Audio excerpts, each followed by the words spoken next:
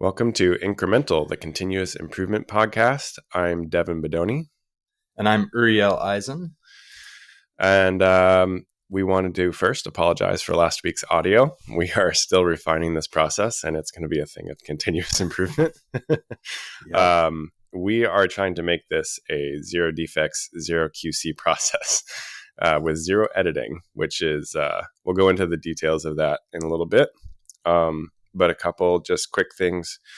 We both wanted to reiterate that we're not experts here. We are specifically starting this podcast at kind of the beginning of our path in this process to inspire, to highlight all of the potential problems that we go through. So we're specifically here not as experts. And so we just wanted to reiterate that to the listeners. We have been talking about this stuff for a little while, so we're going to be working to talk about it in a way that is accessible to other people, because we kind of have our own dialogue going on. I think a piece of not being experts and the reason partly we wanted to share this process is when you're talking to people who have been doing it for 20 years, they deliver a lot of this information as, of course, this. And you're like, what? How do I apply that to what I'm doing today? Yes. And I think a lot of our discussions were kind of exactly that, us wrestling with these ideas. How does this make sense? How could I actually do that? I don't really know. Oh, try this, try that. And that back and forth has been really valuable. And I think what you lose over time as you gain expertise is any perspective on like where people are starting. And I think we're already, unfortunately, like a year and a half in, or 2 years or something. Yeah. So like it's definitely going to be a little bit dense, and we're going to try and zoom out a bit, make it a little more accessible. Yeah, but just wanted to let people in on the dirty process and the like. It's not neat, and we try things that fail, and ideally kind of showing that. And yeah, so we're here to explore our own processes, to inspire people in general to be exploring their processes. We both have already noted on Instagram an uptick in the last couple of weeks of people sharing their small their small improvements, which is super, super cool. On that note, we want to kind of create a community around this. And so we were thinking of having a hashtag for your posts that include small improvements. If y'all want to send us hashtag suggestions, we thought it would be a cool thing to crowdsource, to have something that, everybody aligned with. And we'll kind of pick something that has the most common threads. Also, we wanted to thank everybody who sent feedback. It's been super cool to hear that people are listening. And I wanted to just say to also send us the bad feedback. We've mostly gotten positive, but I'm sure there's all kinds of other feedback as well. Yeah. And we can't really improve if we don't get that information back. We are still working out what our standard format is going to be. We started with an idea. It very quickly proved to be too much to fit into an hour. So we're kind of working it out as we go. If there are specific things you want to see as regular features, please reach out to us and let us know what that might be. We can't promise that they'll be incorporated, but we'll try and include them. Yeah. So, with that, we had a listener question from Ryan Walters, who's I was also going to mention that we don't want this to be limited to the machinist community. So please send this to your friends who make things, who, produce even, things outside of physical goods, software, engineering, etc. Share it around, because we do truly believe that this is something that's applicable to all processes, business and life potentially. Yeah. But anyhow, so Ryan Walters, who's been a longtime friend of mine via social media, works at a government lab, I believe, in Canada. Oh, cool. He's a machinist. And he sent us the question of how we've gone about deciding to invest in automation versus people in a small shop environment. I think this is a sort of a common refrain these days, automation versus people. And I would flip that a little bit and just say it's not a question of one or the other. It's both and how. Yeah. And I don't know, do you want to lead off with some thoughts?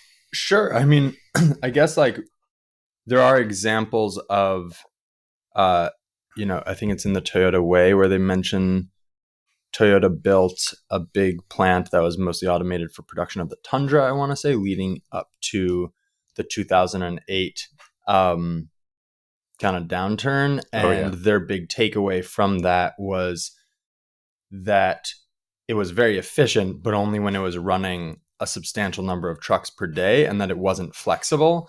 And that when there was sort of a downturn and a reduction in demand, you couldn't tell the robots to then go work on like improvements. Yeah. And that was their big issue, right? It was like super rigid, super inflexible. And their takeaway was that it was too much capital to tie up into something that was so specific. Mm-hmm. And so I think like that's actually been a big thread in both of us approaching automation. Is I think neither of us have a situation where we are going to be running one part for many years. I mean, I am running the same part, but I'm also running 4 parts with plans to expand. Well, I guess 5 parts, but really 6 parts. Maybe 6 parts. True. And the goal is to make it easy to grow the number of parts. And so a big part of our conversation is sort of like, okay, how is this universal? Is it universal? Like, I think for both of us, having one set of gripper jaws, we both run a spindle gripper sometimes. I do it all the time. For the non-machinist, maybe that's effectively the idea of putting an end actuator in your spindle and using your machine as its own robot to load parts to an automatic place. Is a robot. Because it's a robot. Yeah. Very expensive, very fast robot. So, but just making sure that the workflow is useful across many things. And like people are just so good at that. So I think for me, I mean, a big push to automate the mill. So we have a milling machine, and we were running when we were running production before automating a lot of that. It was a really unpleasant job, and I was getting tendonitis from just doing the same thing over and over. So it wasn't like, oh, let me go find someone who's really passionate about this. Like, I doubt that there's anyone who likes doing that. Yeah. And so it's a pretty unpleasant task. I don't know. I mean, I think there's a broader context that I don't necessarily feel like I'm qualified to talk about, which is just like, sure, long term, as things get more automated, what do people do? I don't know. But I mean, we are hiring and should have done that sooner. I mean, we just brought on a person, and it's already been like fairly transformational. Yeah. And should have done that sooner. And no amount of automation would have allowed us to not bring on another person. Yeah. I would say that I think in the past, there wasn't options for automation in a small shop. Mm-hmm. Maybe even, I'm not an expert on this, but maybe even 10 years ago, it was a big lift for a small shop to integrate any sort of automation. Definitely 20 years ago. Is that because people didn't know about the spindle gripper? Maybe. There's that, obviously cobots, off the shelf pallet loading solutions that are pretty plug and play. So I think part of it is there wasn't the option. And so the standard thing was like use people for everything. I think we are in a unique time now where automation solutions are versatile. They are relatively speaking inexpensive. And so there's new doors to open. There's new doors open to us. And kind of like we touched on last week, having, it is sort of a waste of human potential to have a person doing simple part flips.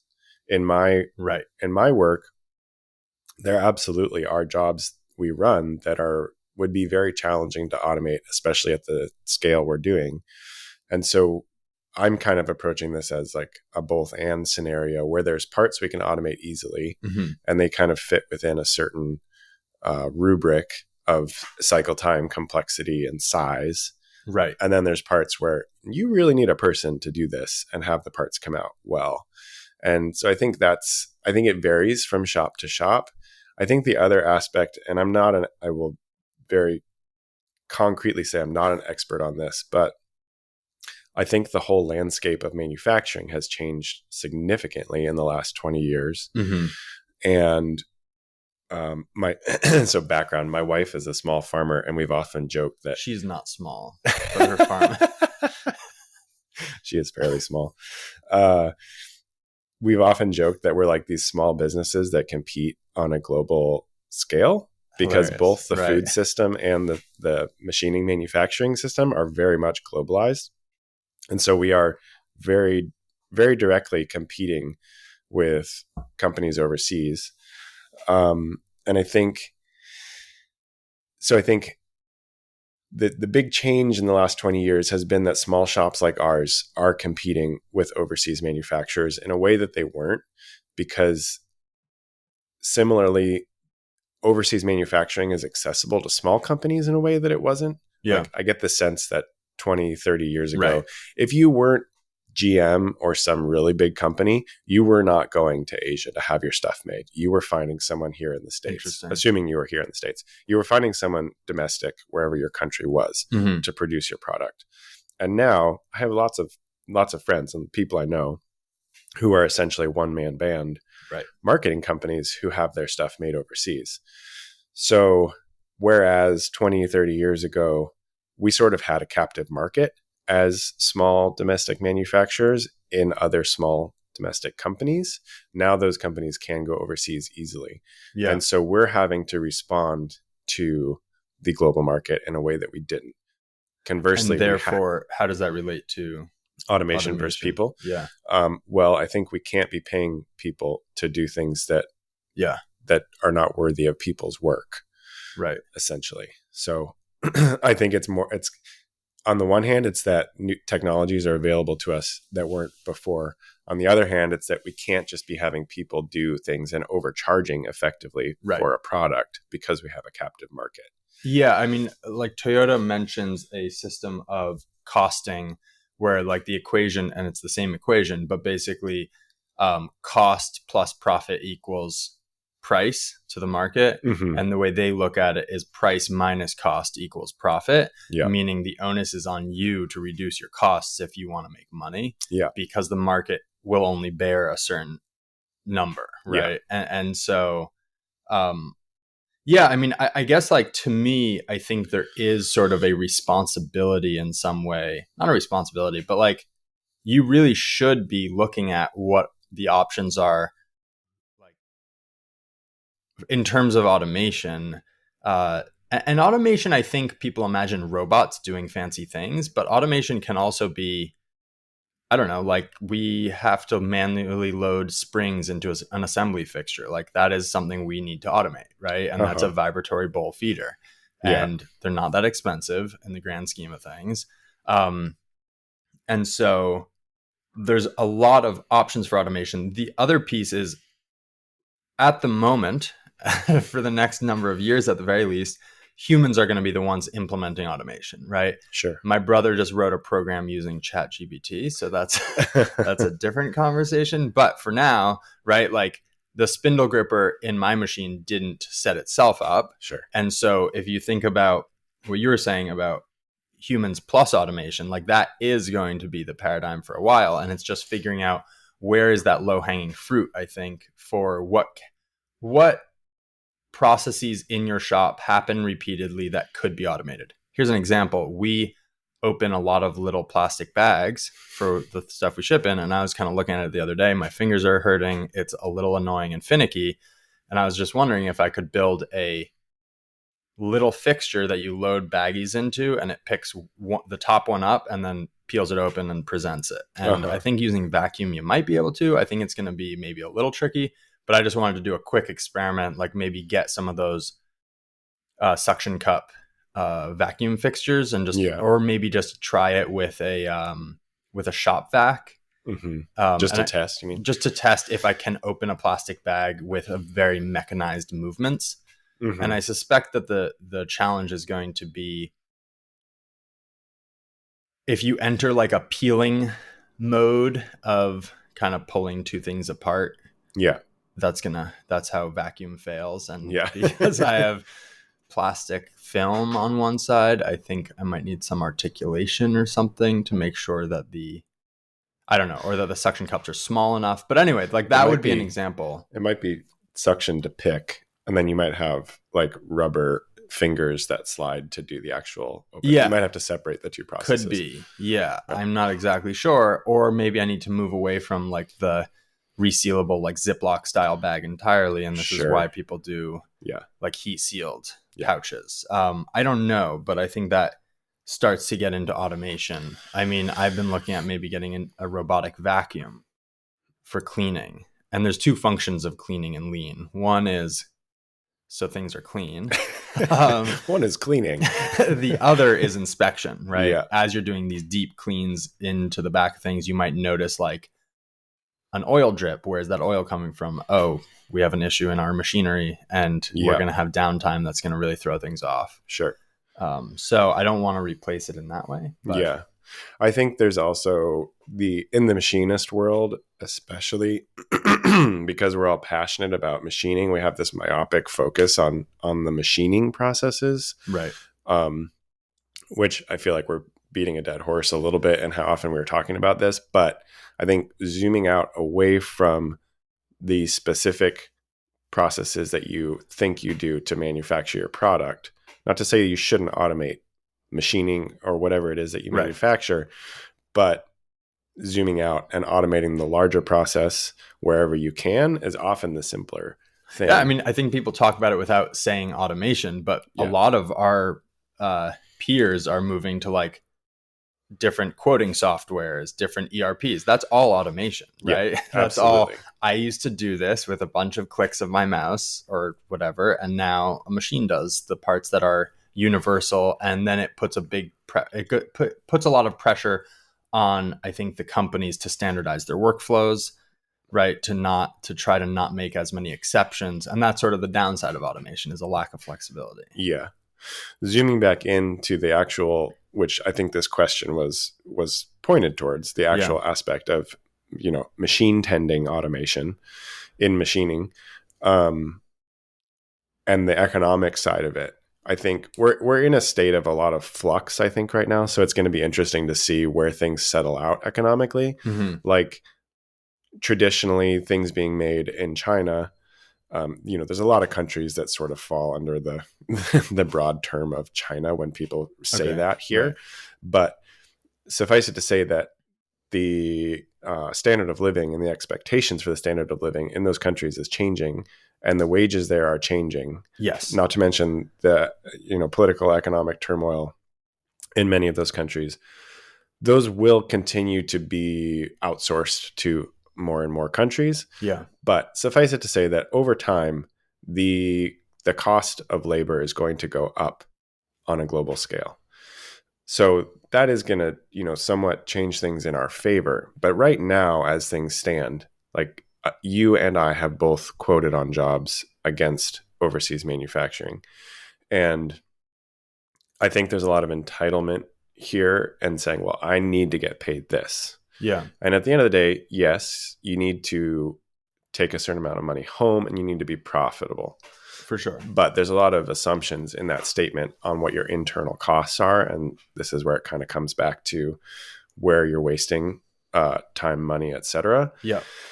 And so I think when it comes to actual machine tending, I think we don't have a choice. We have to automate whatever we can if we want to be competitive in a global market. Like that is just... it's just a fact. I think we can fight against it all we want and say we need to make this much money. I need to charge this much for my product. That might mean going out of business if you're not willing to adapt to the global marketplace. Right. So yeah, agreed. And I would say some practical advice that I've found on automation specifically is I think the low-hanging fruit. It's easy. People often send me, because I post a lot of stuff about the spindle gripper, and I have a flip station now. And people often send me videos, and please keep sending them, but sending me videos of these clever sort of one-off solutions for how to flip apart. Yeah. And the fact is, those are really clever and much cheaper than the flip station. Yeah. But also, they're super one-off. Like it works because of the part geometry or because of how it's held in the jaws. And I think a big focus for people trying to automate needs to be on a consistent workflow that works across a lot of part sizes, like all your sort of like you designed that universal table for your spindle gripper. Mm-hmm. And I think something that you did wisely was not try to maximize how many parts go on the table, but instead optimizing for speed of setup, right? Like you always go back to the same, like bottom left corner is consistent across all stock sizes, which means that if you have a 5x5 block, well, I don't know the exact dimensions, you'll fit 6 of them, say, or 10. 4 of them. Okay. And if you have a 1x1 block, you're still only putting 10, and Yeah. you have a lot of wasted, quote unquote, wasted space. That said, it allows you to actually execute like reliable automation across a wide array of parts. And I think like that's really important for people to consider. Yeah.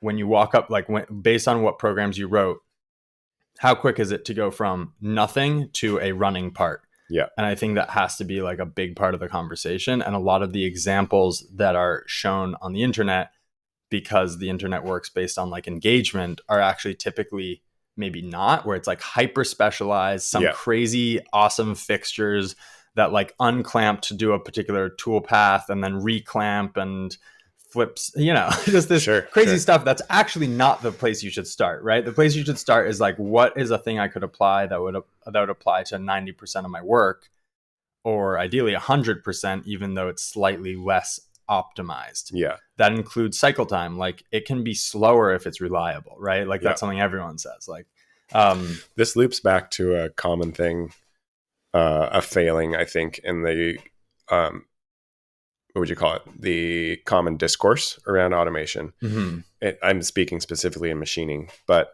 I think this could be said about automation in general. I think it tends to be that the discourse takes cues from high production environments.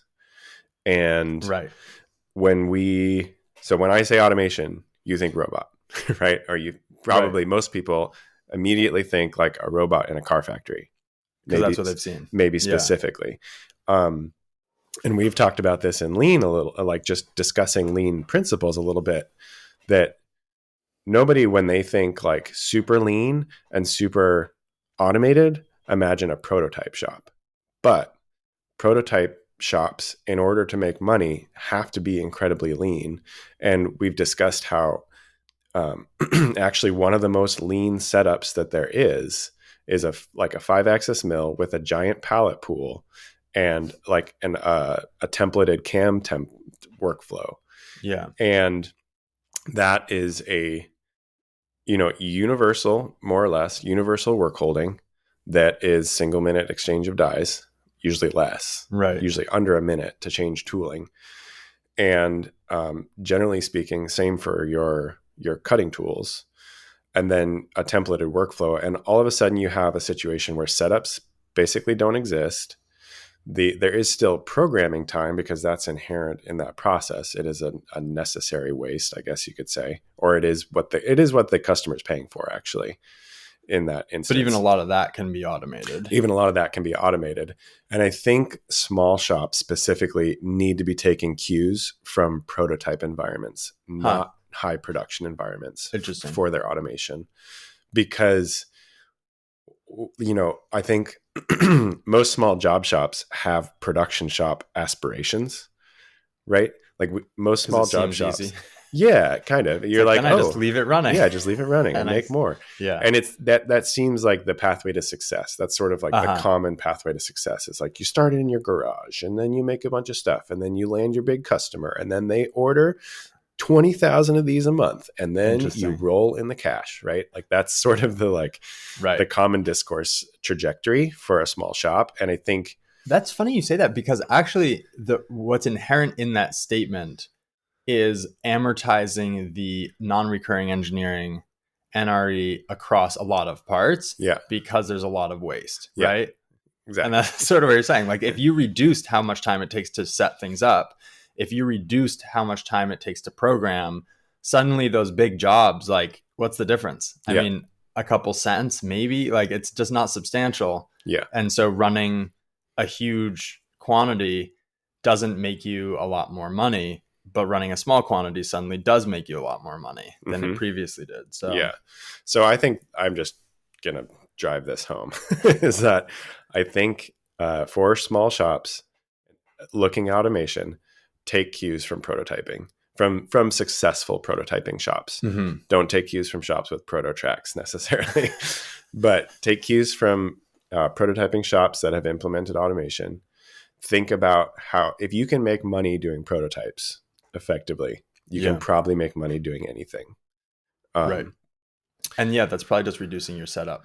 Yeah. I think and that's not just how you're clamping stuff to the machine, which is how people talk about setups. Sure. That's also that's front to back. A customer emails you or contacts you. Yeah. How many interactions do you have with them? How quickly can you turn that product into a code you can run on a CNC? Or, I mean, honestly, whatever your production method is, right? Just how quickly does that all happen? Even if it's a manual production process, if you automate your setup sheets, if you automate that process to be very seamless and you hand it to somebody, say sewing, and they have like a pattern and instructions laid out and they can just go to work, like that is a highly automated process. And then here's what typically happens in most shops. You hand that paperwork off to the operator. They go do some stuff. They come back and ask you a few questions. You answer those questions. They go back, they do some more. They come ask you another question. You're not sure, so you email the customer. Back and forth and back and forth. And that's every single job.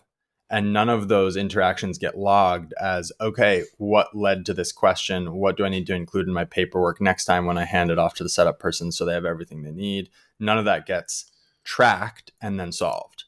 And so you just continue with the same kind of bad processes that waste a ton of time.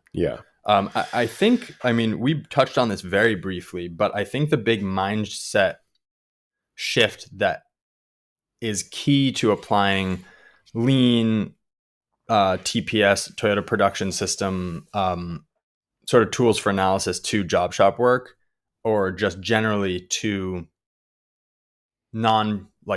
mass manufacturing, because that's sort of where it grew up, is the mistake, I think, is looking at the particular item you're shipping to the customer and saying, how am I making this, right? So if it's like a job shop, I make a little piece of metal in a very specific shape that someone ordered, and it's like, okay, I can't automate this. I can't really streamline this so much because I'm only making some number of them.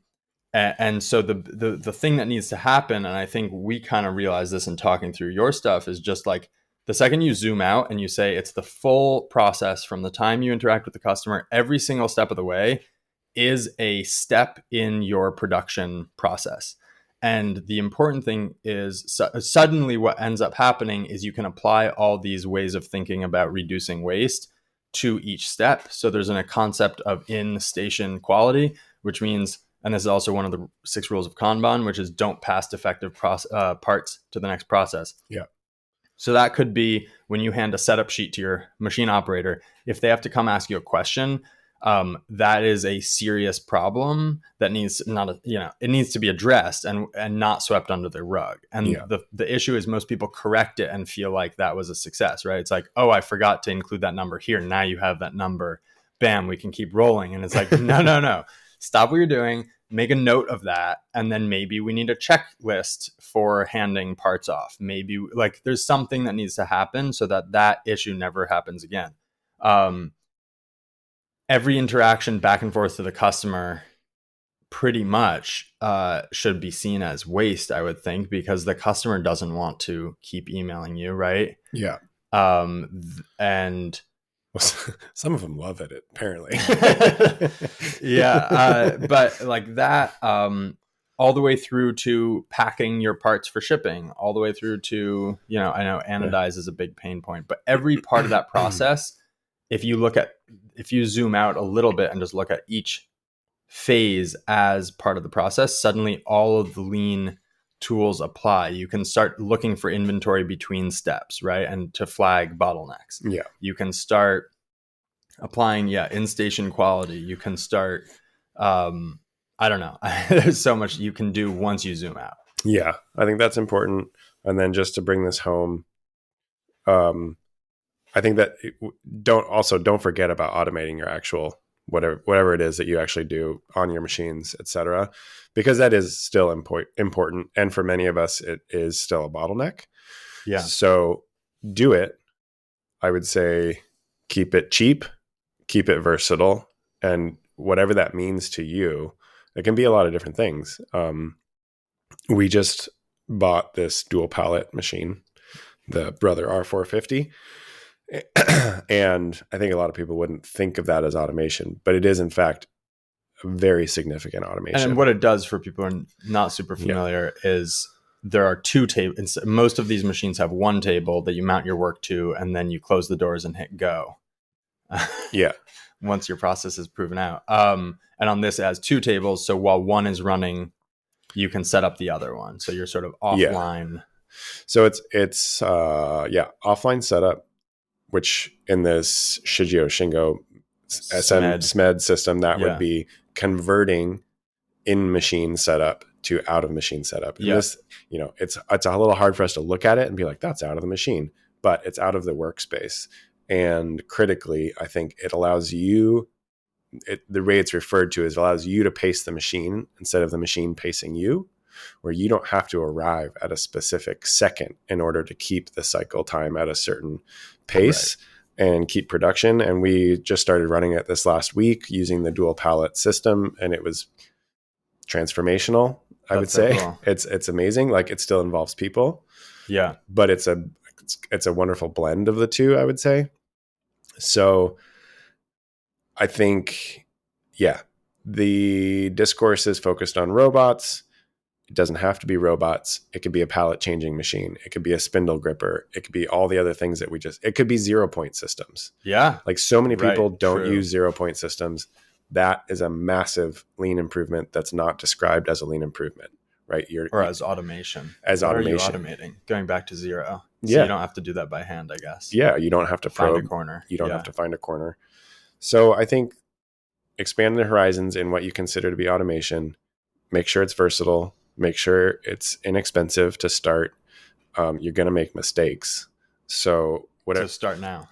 Start now and make cheap mistakes to start. Totally. So I'm not sure if that really answered the question. We rambled quite a bit. There's a lot there, but I think we're going to wrap that up.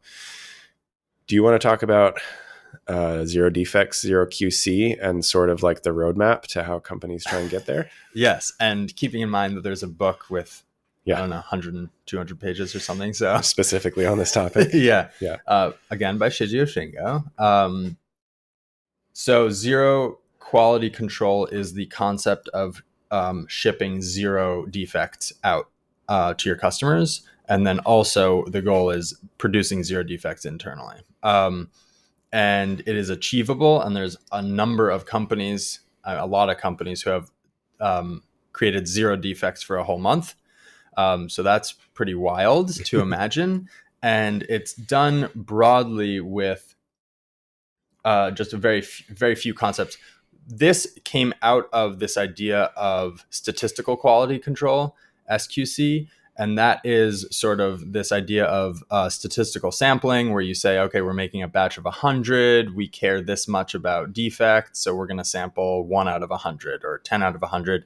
And then there are statistical tools that you can prove that that is a good sampling size for the outcomes you're wanting to achieve.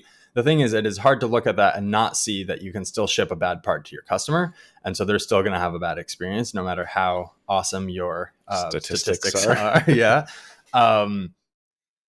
And so basically what you want is 100% inspection rates, which of course begs the question, how do you do that without increasing costs? And so that is where you end up with Poka yoke fixtures at subsequent stations that automatically check critical features. And the key is, if you think about a big feedback loop, like a servo is an actuator with feedback, right? Mm-hmm. And the tighter your loop is, the more accurate you'll be. Yeah. And so similarly, if you're a job shop or you're producing stuff and it takes, say there's like 600 parts in process from the time a part gets pulled for inspection to the time that inspection report is done. Yeah. Not actually done, till the time that report makes it back in the form of feedback to the line, to actually finding where that problem was created, like really root cause analysis, what created that problem. Yeah. Most companies don't have a process. Literally log it and then go like, okay, our scrap rate is X, right? That's it.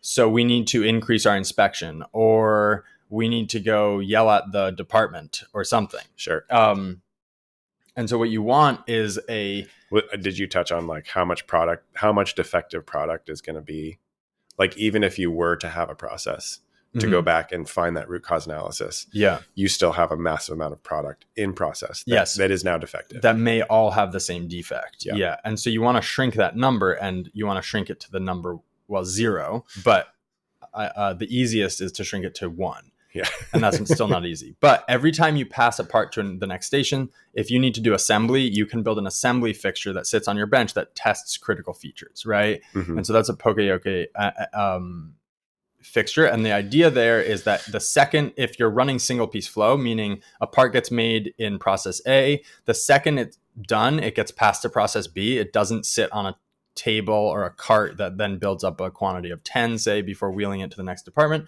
So you have linked processes, but you pass it, it immediately gets checked. And then if there's a defect, you stop production on process A, you look at the thing and you figure out exactly what caused that problem, and you remedy it. Yeah. So now you have one defect and you caught it immediately. Yeah. I think there was an important point that I remember as well, which is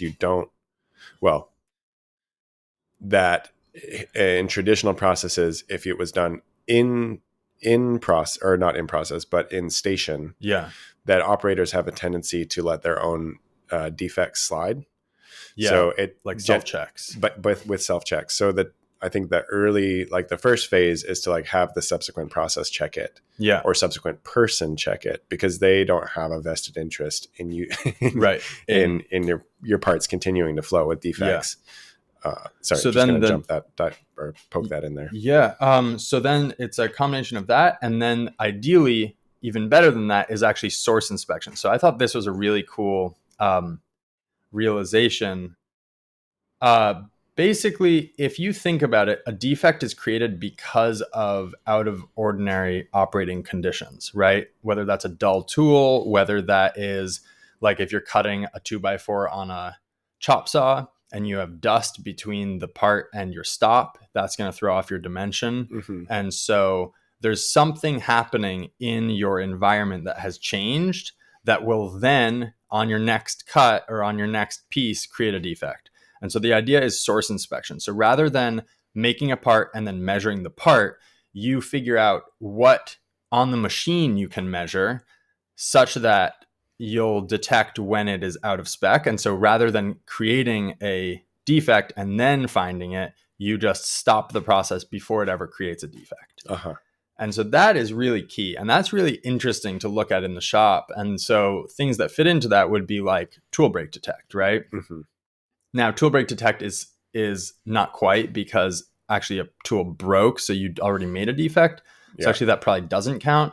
But what would count is, let's see. So in a mill, I mean, like offsetting wear offsets is right. the way. Yeah, probing, and then once it hits some number, so you'd take a measurement of your part, and once it hits some number, you could update your offset, or you could change to a sister tool, because you're seeing that it is drifting to a point that is still acceptable, but you know that it will continue and become unacceptable shortly. I would say that in-process probing is a big one in machining, where you're not relying on perfect indexing of your work holding or perfect placement by an operator and you're working off of existing features that you know are good, hopefully.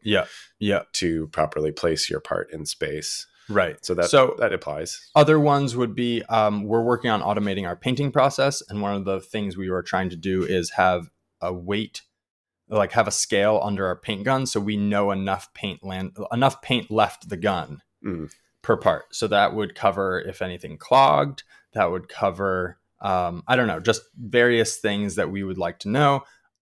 Another option, which would get closer to what we actually care about, which is paint on the part, is weighing each part after it comes out of paint. Sure. So that would be even better. And so maybe we should do that instead.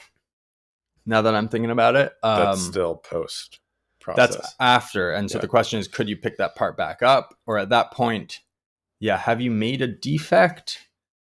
You sort of have. Yeah. It's a recoverable defect, but that's going to be rework, which is a waste. Yeah. So what would be ways of catching parts, like in process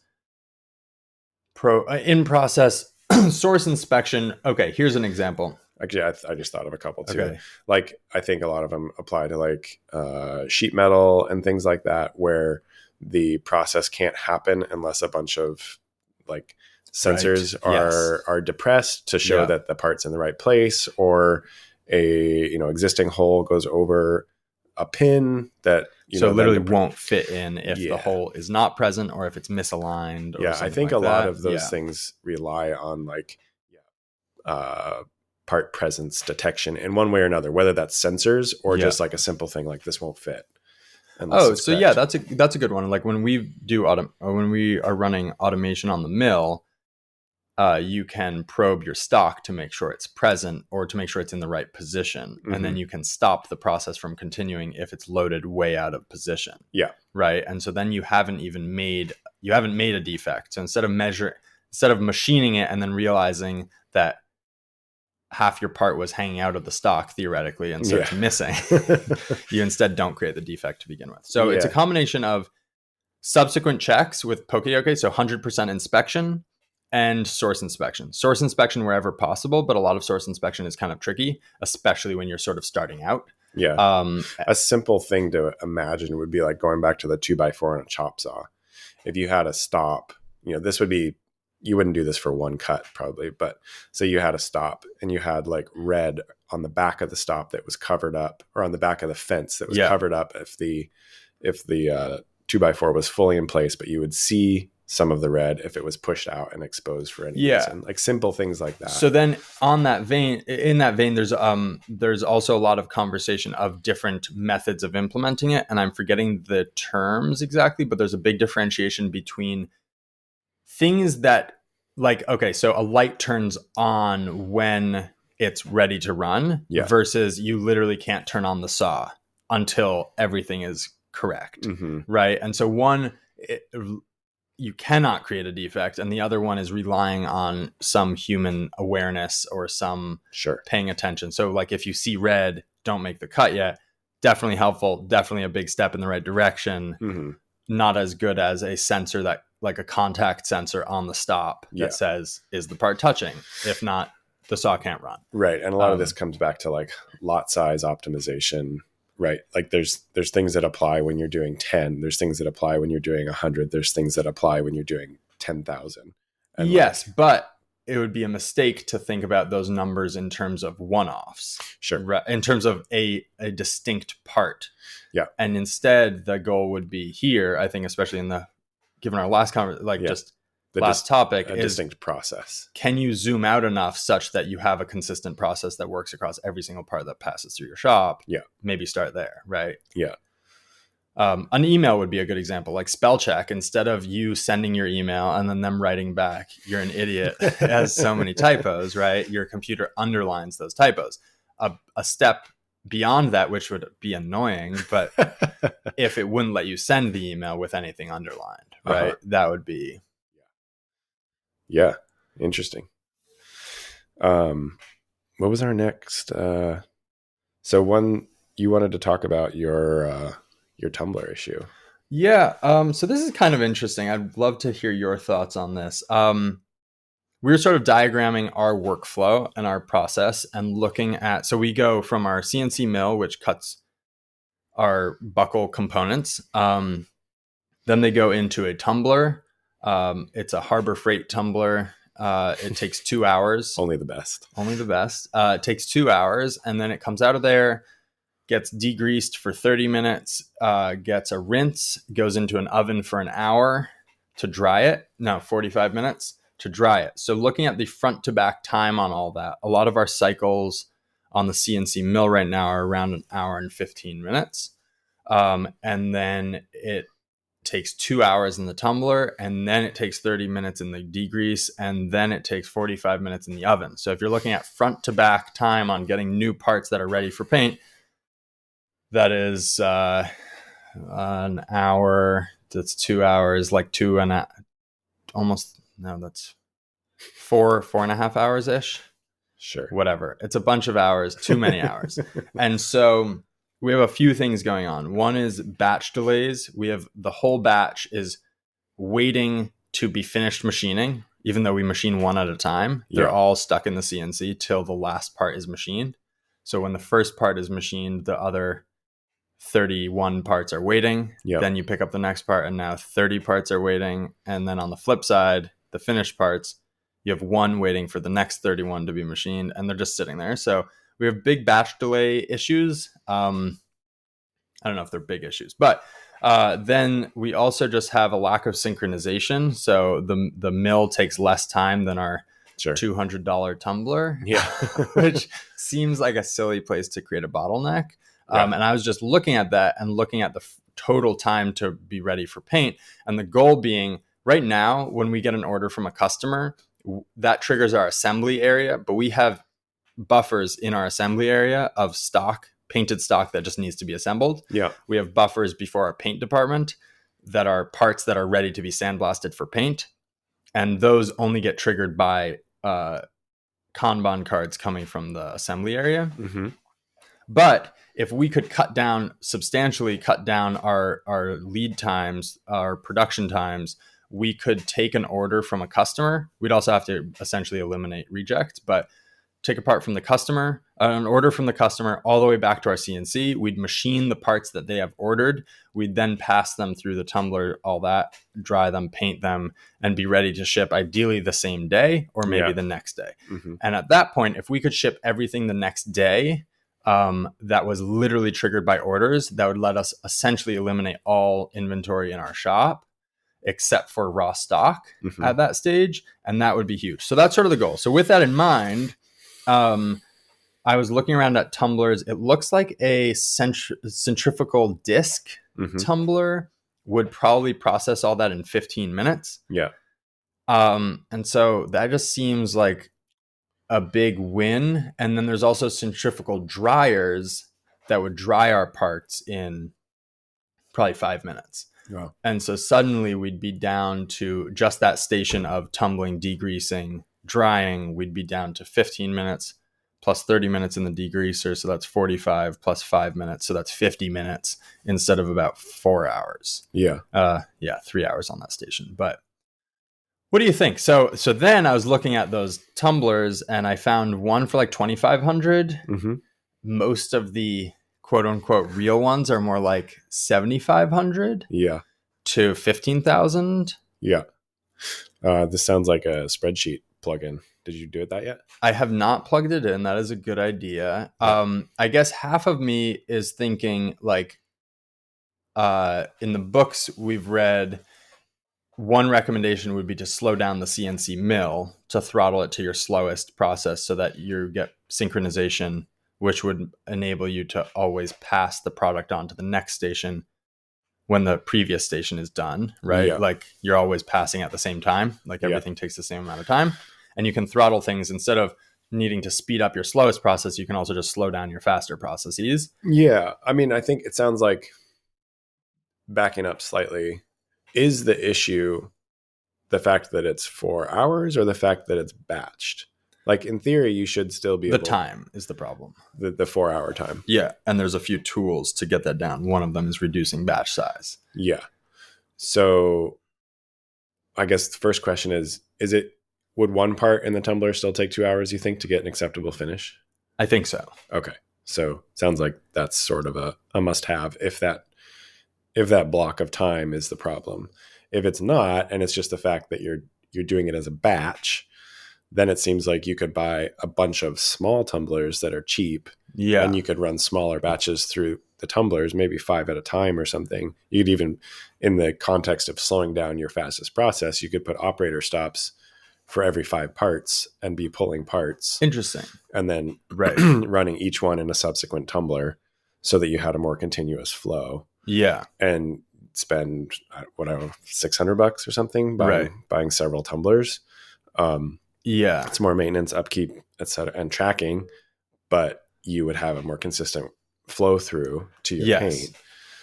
So that's another fix. And so you're basically trading. You'd increase flow and but you wouldn't decrease you would decrease total end-to-end time, which is the goal. Yeah. I don't care where that's coming from. And you'd be able to decrease it by some portion of that cycle time on the CNC mill, which is like an hour and 15. So say you shave an hour off of it by spending $800 or whatever you need to batch that into tumblers. Yeah. I think like obviously your in cycle time per piece is the same, but Yes. your total time per part is less. I have a book right here, Shigeo Shingo, the Shingo Production Management System, Improving Processes Function. And in here, he claims that a reduction in batch size of a factor of 10. Yeah. So going from 30 in a batch to 3 in a batch gets you, I forget if it was 80 or 90% reduction in production time. Interesting. Yeah. So it's not nothing. That's not nothing. That would be, so I love shiny new equipment. Don't we all? Part of me wants to say, buy the shiny new equipment. I want to see. Yeah. But I do think, similar to you're making your mill process less efficient through multiple Kanban. Right. I think reducing that batch size and running multiple tumblers might be the simplest solution. Interesting. Of course, you can do both, right? You can do the fancy tumblers. Yes, you can. Yeah. Yeah. And then the other aspect would be a little roll through pizza oven so that you're not batching your oven cycle. Interesting. But that is because the degrease is batched. So maybe I have to get smaller baskets for the degreaser and put fewer parts as they come out of the tumbler. Is the degreaser a passive process, like just a chemical, or is it like no, you're just agitated or anything? Not agitated. Maybe it should be. It's an interesting question. Could you switch that to ultrasonic, or does it have to be a degrease? Well, it's just ultrasonic. I could pour. We're using Simple Green, so we could just fill an ultrasonic with Simple Green. Yeah. I wonder if there's any literature on what the relationship is, like a passive soak versus like ultrasonic with the same. I would think when I was a goldsmith, we used ultrasonics to clean, and it's magic. It's really, so we would be using polishing, like rouge polishing compound, which is abrasive in, I think traditionally it was animal fat. I don't know what it is now, but it's very greasy. It's very sticky. So getting that off. And you can put part is disgusting, covered in black goop, and you stick it in ultrasonic, and 10 minutes later, it's pretty clean. Occasionally there would be stuff stuck in like really tight little crevices. We're sandblasting after that. So yeah, I think. And then just to stay true to our alleged concept here, I wonder if there's anywhere else in my shop where I can gain the same throughput gains with spending with $0. $0. Yeah. Right. You have to identify those other bottlenecks, you mean? Yeah, I think why it's visible, and maybe I should think about this a little harder. I think why it's visible is because it is a stressor at the CNC mill where we'll go to paint, or I'll look at the parts and be like, we are not going to have enough parts to paint tomorrow unless I really hustle or unless I stay late. And a lot of that is not running parts on the CNC mill. It's the subsequent processes of then it's going to go into the tumbler, which means we're not going to get it till tomorrow morning out of the tumbler. Mm-hmm. And then we still have to let it sit for half an hour in degrease, an hour in the oven. Yeah. And so that you start to it starts to push back. Yeah. It starts to really delay things. Yeah. I would look into we're near an hour. Yeah. We're getting close. I would look into see if you can find a cheap ultrasonic on Craigslist or something and do some experiments. And then it would be very easy to make multiple little batches in there, right? Like it doesn't you don't have to have multiple ultrasonics to have multiple baskets. And then it's really all batched because of the tumbler. Like it takes us about 2.5 minutes to unload a tumbler. Mm-hmm. And so your gains in breaking down that batch size would be about 2.5 minutes. You know, if you immediately started the degrease process as you pulled parts out of the tumbler. Well, it would, I think, just be a tracking issue at that point, right? Yeah. Like you'd want to know how long it had been in there. Right. But I kind of like the multiple tumbler concept. Interesting. I will build a spreadsheet. Yeah. And have a look. And if you had an R450 instead of your current machine, you could be taking out pieces one at a time. shoulda, woulda, coulda. There's One time. day. There's still time. Yeah. You wanted to talk about mental load, and that would lead into some of my improvements Great. of the week, and we can do our quick little roundup. Sounds good. Yes. So, as I mentioned on here previously, we've started doing a lot of color coding, which has been a huge win for us. And I was sort of spending more time thinking about what the win was. And so there's the obvious one of reduced searching time. Like you walk up to do a setup on whatever, 3/4 inch cam bodies. The Kanban that triggers those is red. So you turn around and you pull all the red stuff for your setup. It's super quick. You don't have to think. And I was doing that and noticing, yes, there's the time savings of 10 seconds or something, or 5 seconds of searching. But more than that, I was kind of realizing that there's this great reduction in mental workload. Mm-hmm. Like I was sort of thinking about it as like how much stuff you have loaded in RAM in your brain, right? Yeah, it's like you're remembering. So then I was sort of trying to break it down. Like, what am I storing in my head and how does my head treat those things? And I'm not sure because I'm not a neuroscientist or whatever. So I'm not really sure how all that gets stored in your head and what the effect is. But you're kind of remembering, you read the Kanban card. So it says, say 3/4 inch cam body. And then you're storing that in your head. Then you're having to read labels on the rack and then do a compare function of, is the thing I just read the same as the thing I'm remembering? Yeah. And sometimes your brain gets confused. And so you go reread it to make sure you read it right or that you're holding it right. And then you're figuring which parts you're pulling for that setup, etc. So I was kind of noticing that it was a substantial reduction in whatever that is. And it kind of freed my head up in a few ways. One, I think there is like decision fatigue and just like mental fatigue. Yeah, absolutely. And that is a real thing. And then it occurred to me, someone must have studied this. So I started reading some papers and research stuff on this topic. It turns out it is something that is studied for aerospace and other safety critical things because it does a number of things. It increases mistakes, which is not good in aerospace and is also not good in the shop. Yeah. It's just life critical in aerospace. It can be in the shop too, I guess. Right. Depending on the shop. Yeah, but it's interesting to me in all my reading, I haven't read about this at all, about the effect of mental load on work. I think a lot of the recommendations are a tacit understanding of that, in that it's like visual controls. I think like our visual cortex is just like stunningly good. It is, yeah. And doing like visual comparisons is really low mental load. Like I noticed that if I'm listening to things with words in it, I can't write an email, right? Yeah, absolutely. But you can do stuff visually while doing like language stuff. And so I just think it's really substantial. I'm going to do a little bit more research into this, just because I find it really interesting.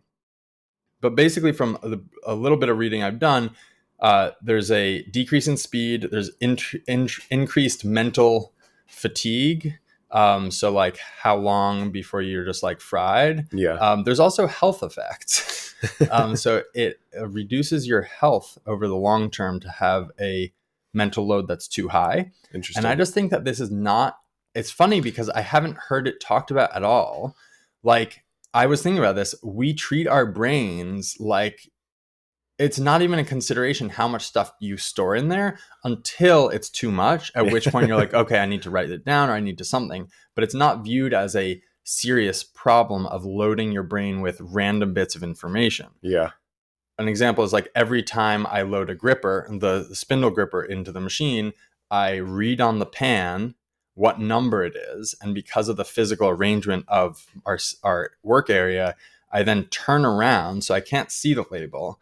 And I have to type it into the machine, which seems like some sort of like weird experiment. Like, can you do it reliably? It's like, why are we setting it up so I have to store it in my head? Yeah. Why isn't it right above the controller screen? So I'm thinking I'm going to add a color-coded slide. So you slide the thing to the color you need, and then that's the only number that's visible. It'll be right there.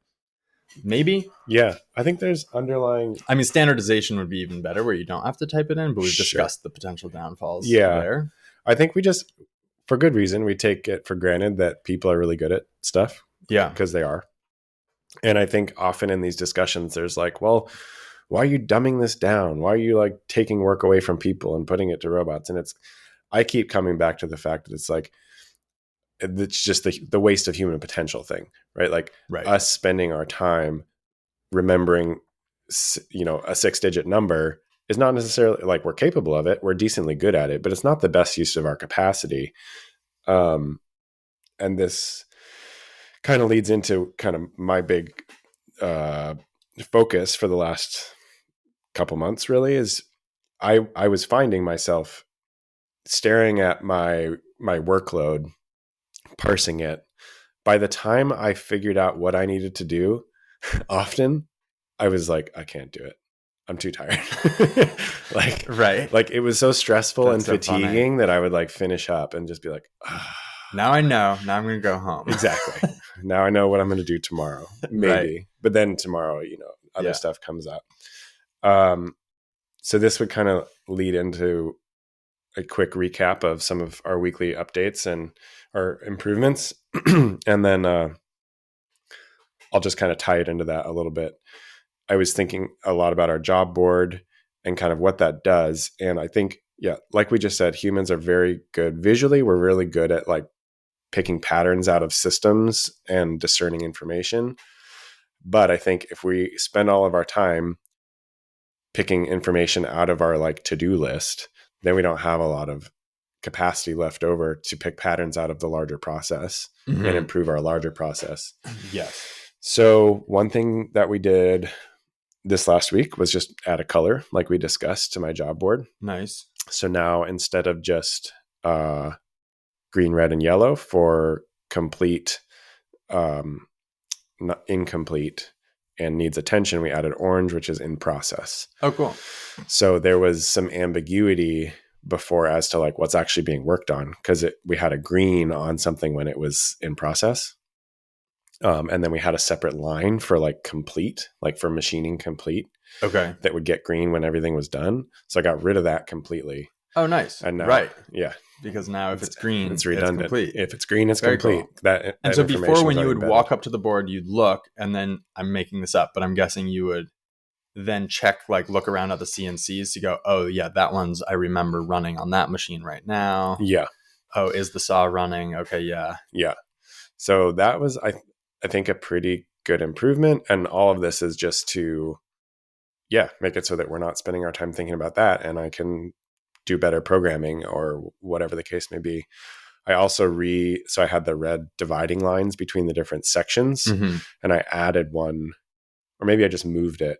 So now there's a distinct section that's just the machines. So it's really easy. Before, the machines had several other processes kind of like in the same grouping. Okay. And it was a little hard to discern what the load on each machine is. Because you're still sort of thinking about the machines as your bottleneck. As a bottleneck. Okay. Or maybe not even as a bottleneck, but they are essential. Scheduling around them is a central feature of managing our work. You subvert the other processes to the CNCs. Yeah. It's like, in order for us to make money, we have to ship product. Right. Right. That comes off the CNC. And they come off the machines. And most of the other processes that surround them are not bottlenecks. They don't take up full cycle time, essentially. Right. The longest cycles tend to be on the machines. And so keeping the machines continually running is key. Nice. But also it just allows me to prioritize my programming, which is maybe even more important, to be like, okay, so that that machine has 6 jobs lined up. This one only has 1. I should probably front load my programming to that machine because it's going to be a higher load. And then also look at the other jobs, but that one only has 1. Is there anything we can move to that to even our load across the different work centers a little better? So now you're looking horizontally on the board just to see how many jobs require that. Yeah. And is the programming being done a different line that you have to check on the board? Yes. Interesting. So now if you don't see many in a line, you're going up with your eyes to see if there's other stuff programmed. And then in your head, you're figuring out if it's going to end up on that machine, or you already see a color that shows you that it will be run on that machine. Yeah, the programming is divided by work center too. Got it. Okay. Yeah. Interesting. But you can move it around if needed or whatever the case may be. Yeah. So that's sort of a question of, do you lay out that board in the order things should happen, or do you lay it out to maximize like visual clarity to tell you what you need to be working on? This is where computers are cool, I guess, because you can click two different views and resort. Yeah. Yeah. I think right now we are trying to order the board based around due date. Okay. So that we can see it sequential in time. Yeah. So that things that are high priority because of date get highlighted. That makes sense. And so that's how we're doing it currently. One other thought I had for it as a possible improvement would be to color code the different processes by individual in the shop, so that when I walk up to the machine, I don't have to look at everything. I can just look at my color and see what I have to do. Interesting. And same for aerial and quorum. I'm not sure. That might start to become too busy, but it was a thought I had this morning. Very cool. Yeah. Do we want to categorize that under the 8 wastes like we've been talking about? Yeah. I mean, wasted human potential is the big one to me. Looking at something, and we had sort of talked about this last week in terms of building these boards so that they give you the information you need and you don't need to stand there extracting it. And I feel like the process of extracting that information is wasted human potential. There's probably wasted motion if you walk around the shop checking on the status of things to come back to the board to continue analyzing what is actually happening. Yeah. Do you think it qualifies as over processing? Yeah. I mean, if you're looking, how would you imagine that? Just that you're working your information more than necessary. Yeah. Sort of. 100%. Yeah. Right. Yes. You're like slicing and dicing 10 different ways when really you just need to see it one way. Yeah. And it should be, and the first time you present it, the first time you handle that information, ideally you should process it to a state that answers all the questions. Yeah. Maybe that seems hard to achieve, but it's easy to say. It's a cool goal. It is a cool goal. Some other quick ones. We made an Allen key organizer. There's a lot of wasted motion in pulling these little Allen keys, and they were always getting blocked by other tools at their workstations. Oh, cool. So I'm very excited about that just because it was annoying. But I'm sure those seconds add up. They sure do. We have a spreadsheet about it. Yeah. We rerouted all our airlines, which is not I guess it would fall under so we did reroute the airlines I told you about a couple weeks ago, and then discovered some issues in the system. Okay. Which I guess I'll just elucidate for people who are going to potentially do their own system. The initial setup had air compressor, air dryer, then a main line with T's to the different drops that ran to the tank. Fundamentally, it was okay. The issues were that the air dryer was seeing peak load when it was filling the tank and then no load the rest of the time, and it couldn't quite keep up with that peak load. And then probably more important was that the system pressure was unregulated. So the system pressure was varying with the air compressor cycle, and it was also on the high side. So in a perfect world, your tank, your storage pressure is higher than your system pressure, and then you get an even flow into your system pressure with the regulator, and then the air dryer is handling that more even flow instead of these peak pulses. So where does that would, I guess, be... That feels like defects, because when your machine stopped mid-cycle, you were creating a defect. Yeah. Yeah, I don't know how just like general reliability down... I guess that's waiting downtime if your machines stop. Right. Due to issues. Yep. And then one other one on the wasted human potential, we made just a standard weekly task schedule for our recurring tasks. Oh, that has been on my to-do list for a while. That's awesome. So it's great. We're still like getting in the flow of it, but... Have you seen the video by Seating Matters of their office tour? Lean Office? No, you've told me about this. They have a really nice one that I was thinking about. So instead of every day being like, what needs to happen today? I assigned well, and this is also handing off some of the admin tasks, but so like Monday, Wednesday, Friday, we check our stock to order list Okay. and order. We have, I think, 2 days where we do tooling inventory purchasing based just on check our Kanban card bin and order. You can always, if there's an emergency, obviously you can just go order stuff. Right. But this is just like on schedule, check the bin, order stuff if there's in the bin. When there's an emergency, does that get flagged as a failure of your process? Not right now. Because it seems like it should never be an emergency. It should never be an emergency. I mean, I get that it will be, but the waste would be the wasted opportunity there would be, why did we end up with an emergency? Was it because we're doing a really fast turn for someone and we're charging them appropriately? Hopefully it would be that. That totally makes sense. But is it something else? Then it's like we didn't realize that this would need a special tool. We thought we could achieve it with this one.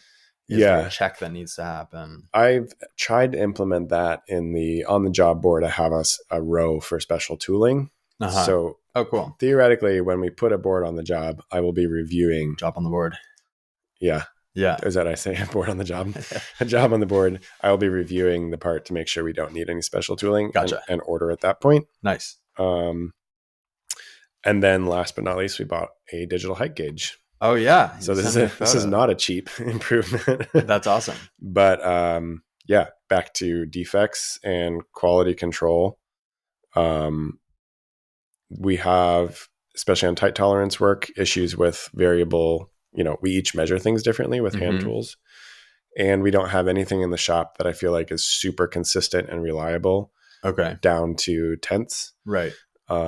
We have digital micrometers, but like I said, we each use them a little differently. And there's a lot of like Ariel coming over and being like, can you measure this? I'm getting this reading. Interesting. So I want to make it very frictionless for anybody in the shop to go check a dimension and, more or less know that it's good. Yeah. So this would probably get back to the tightening of that feedback loop, because now you're reducing the risk of shipping parts that your customer says these are bad, and now you've shipped them a lot of parts. Yeah. Instead, you can very quickly take a part off the machine, check it, know it's good, and continue. It also allows us to measure some features accurately that are otherwise difficult.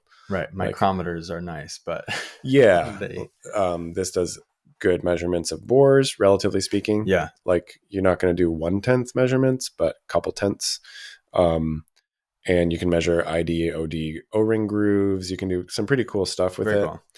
So that was a big upgrade. You just jogged my memory on something and then it went away. Damn. What was it that you interrupted real quick to bring up about? The defects. Oh, the feedback loop. Yeah. This is just a gripe. And we're going over time here, Please. But I have a gripe. I've been looking at a bunch of different softwares over the last couple different years for quoting. Specifically. There's one that kind of does it, but so far as I've seen, none of the systems I've looked at have a really good frictionless or low friction way of putting feedback back into the estimating system based on real world data. Gotcha. Some of them have a way to do it, but it still requires that like you specifically go, remember, which I guess you can create a standardized operating an SOP for this, but you remember to go record a cycle time, to put it somewhere that it's stored easily accessible, and that it's, oftentimes it's not necessarily the first part you run. So it has to be somewhere mid process where you're seeing like real world time. And then put that back into the estimating software as a flag that it could even just be a flag, like you quoted it at this is what it actually was, and starts to just kind of bring visibility to whatever your disparities are. Mm-hmm.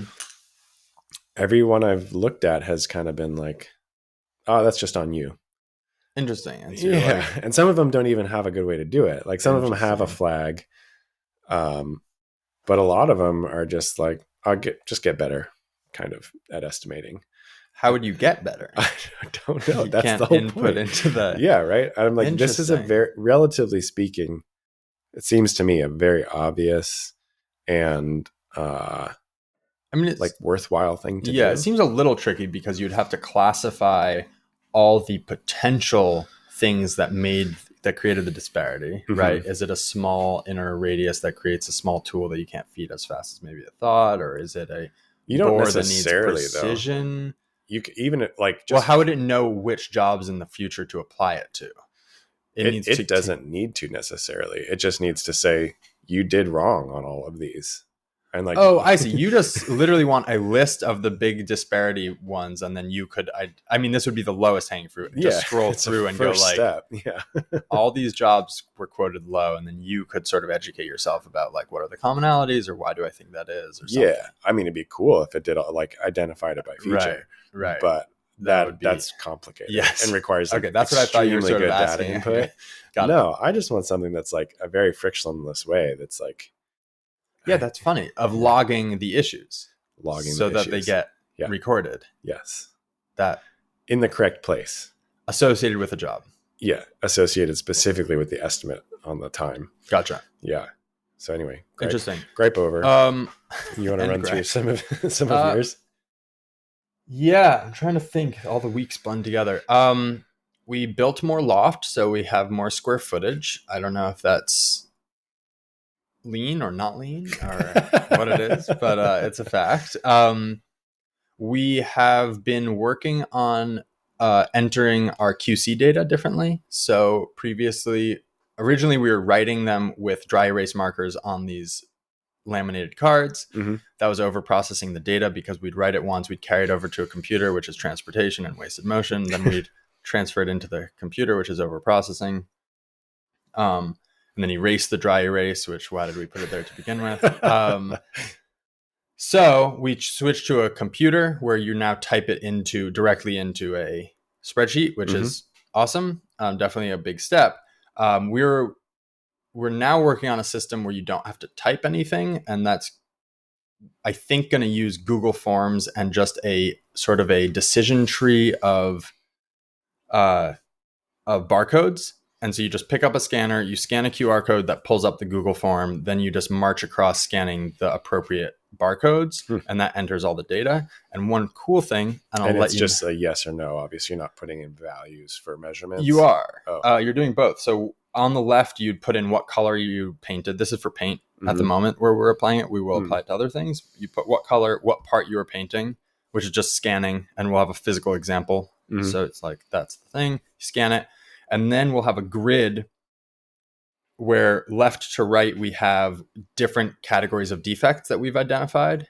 And the reason we like to categorize them is so that then we look at where are we getting the most defects and can we reduce that? What are they exactly? So we categorize them. So it's going to be a grid where you have the different categories of paint defects that we've identified. And then vertically, you just have a cell for each defect you get. And then once you've populated that grid, you will just scan the first empty cell above in each row, and that enters the value into the Google form.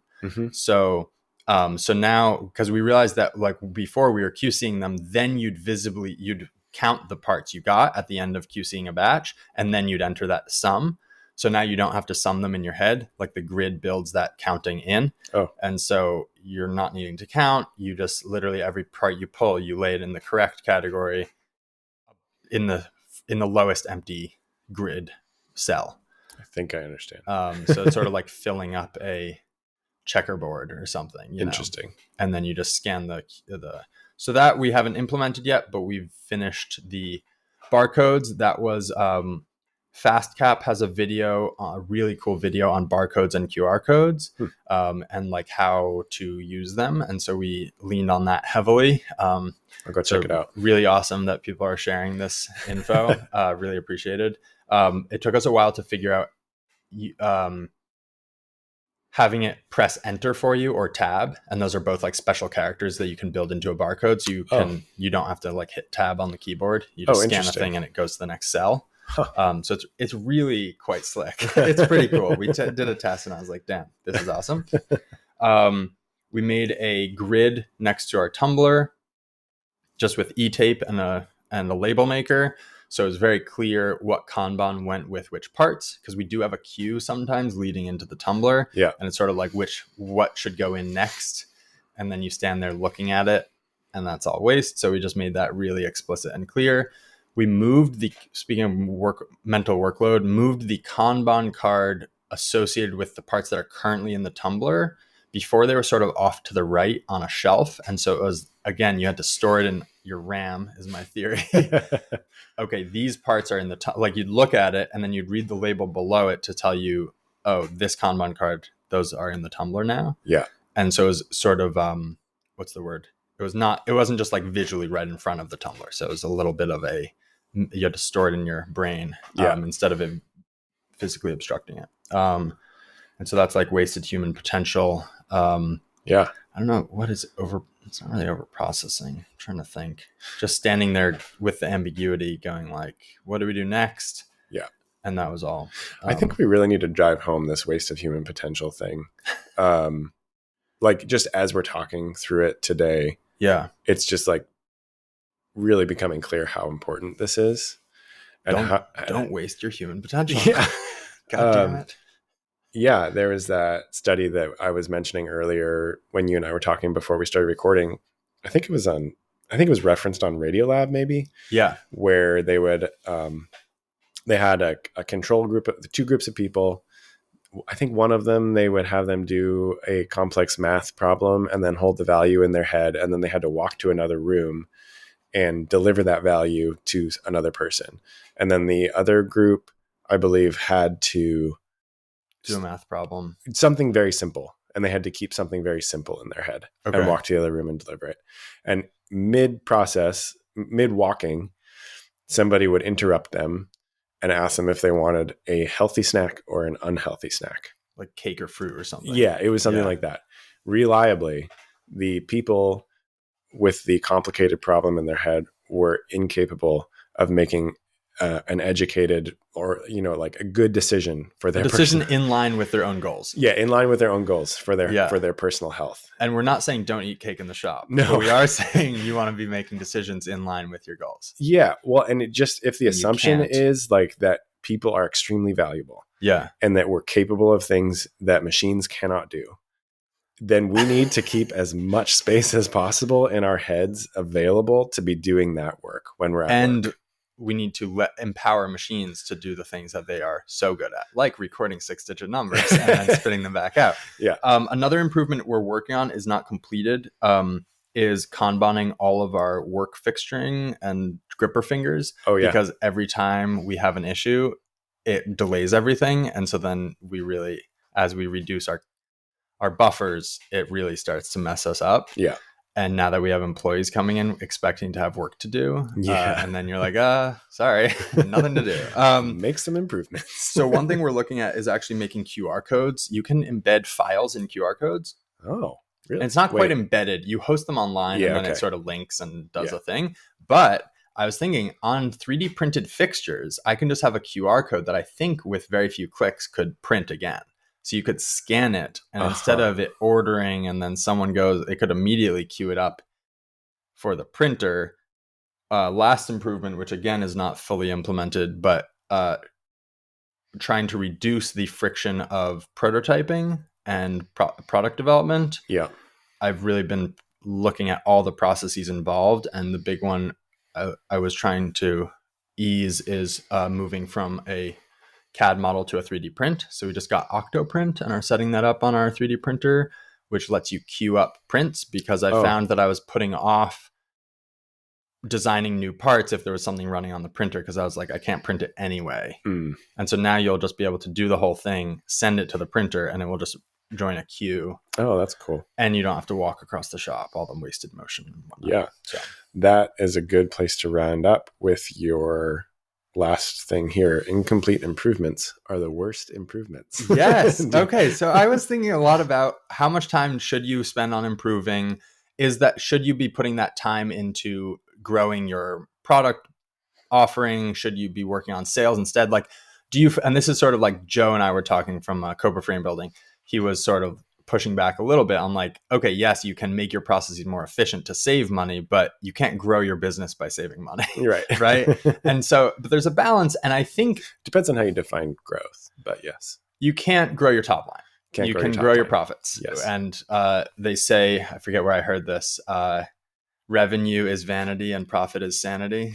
So, but how much time should you put into improvements? I think if you have concluded that you should be really growing your top line and working on sales and you should grow your product offering, I think you should still spend some of that time improving how you're doing those functions. And so, but what I was thinking is, and I am definitely guilty of this, I have a whole shelf full of these things. Incomplete improvements are just all waste. You haven't made anything that you can sell. Yeah. You haven't just like execution, like worked on sales. Instead, you took time to improve something, spent time and money coming up with ideas, maybe buying supplies to implement those ideas, and then you are not realizing the benefits of them. Yeah. And so often actually your process has more friction in it because it's now in limbo. Sometimes there's that too. And so that would be, I guess basically, well, it's inventory. I mean, sort of, right? It's stuff that you own that is gaining you no benefit. It takes up space. Yeah, but that is pure waste. So I think, we've talked about a WIP board, work in process board for people. Yeah. It's something I'm really interested in trying. And everyone who has done it is like, this is the best thing ever, which is basically you only allow yourself like 2 current projects. And if those things are still in process, you are not allowed to start a new project, mm-hmm. which as an ADD meister myself. Yeah. That would be for improvements specifically or for everything? I don't know. I suspect it would have to be different categories because there are more than 2 things I do in a day. Sure. But I think it would really help to have that for improvements for me, where it's just like, you are not done with this improvement. So either come to terms with the fact that you will never actually implement it and throw the things in the garbage or give them away. Yeah. Or just go ahead and finish that thing so you can gain the theoretical gains there. Yeah, I think this is super key. We kind of had a new tool management system halfway implemented for close to a year. And it was awful. Right. And it was stressful, kind of not knowing what we were going to do. There's a lot of miscommunication. Yeah. And then finally, it did require some money. So I had to wait till there was funds. But then when we buckled down and just like bought all the dedicated tool holders, decided on a way to do it, we did actually make some immediate changes, as I find to be very much the standard operating procedure when doing these improvements. As you have a vision, you implement it, and you immediately change several large things usually to make it better, or at least a few things. We could talk about lean, sort of how Toyota goes about engineering, which is super fascinating. Sure. Let's put that on for next week. Definitely. That's a whole can of worms. Yeah. It was kind of, suffice it to say, having that in process for a long period of time and not fully implemented was a problem. Yeah. And so I think also that could be expressed as don't start until you're ready to finish it. Yes. So it is good. Just begging to talk about how they approach engineering. But yes. It's good to jump in, but also make sure you have a complete enough picture to at least get across the finish line with the first iteration. Yeah. Know where your ending point is and make sure it's a decent achievable ending point. Yeah. Awesome. Well, there's another episode. You can reach me at austere_manufacturing on Instagram. And you can reach me at Lycan_MFG on Instagram. We've been loving the feedback. Keep reaching out. And if you want to shoot us an email, you can do that at fixsomethingtoday@gmail.com. So just fire off some emails, just say hello or give us some feedback. Positive and negative is great. Yes. Do it again next week. And shoot us hashtag suggestions. We want a community of people doing awesome improvements and showing each other so that we can all implement each other's improvements and we can all get way more efficient and faster at doing our work. Yeah. We started this as, I think, largely thinking of this as it's somewhat self-serving in that it holds us accountable to improving our own processes, but also as a public service. And we want to hear all of your interesting ideas So 100%. yeah, that's that. We'll see you next week. All right.